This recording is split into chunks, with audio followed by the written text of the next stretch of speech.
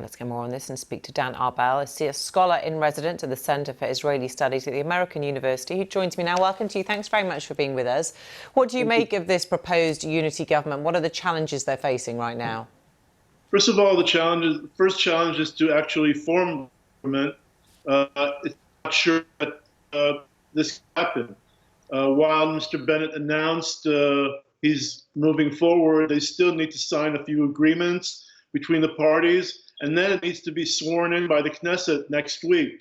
And that also is a challenge, a huge challenge. Once the government is formed, it also faces quite a few challenges because it brings together parties from the left, center, and right, which have very little in common, except for their disdain for Mr. Netanyahu and their desire to put the country back on track. And so it's going to be a constant challenge from day one for this government, if formed at all. Just explain the background to this. Why have there been so many elections in such a short space of time, and why are they still struggling to form a coherent government? There have been 4 election cycles in less than 2 years because no bloc was able to get a 61-seat majority, which is needed out of the 120 seats in the Knesset.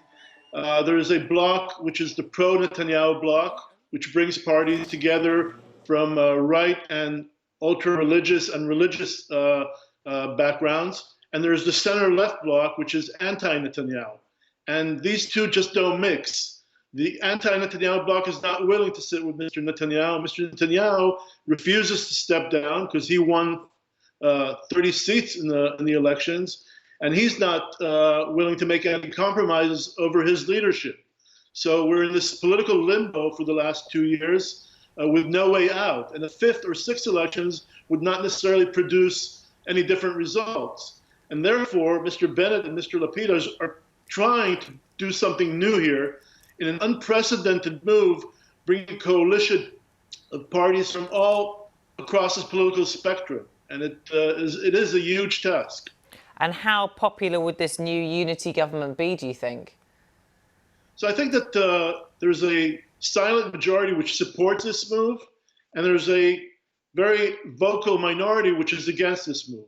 And I think the proof for this government, the success of it, will be determined over the course of time. So I'm hopeful that it does have a chance. It first has to get off the ground, and then there is a chance for it to work because they're going to focus on issues of consensus, the economy, getting rid of COVID, bringing together relaxing tensions between Jews and Arabs. So there is a good chance that they will be successful on some fronts.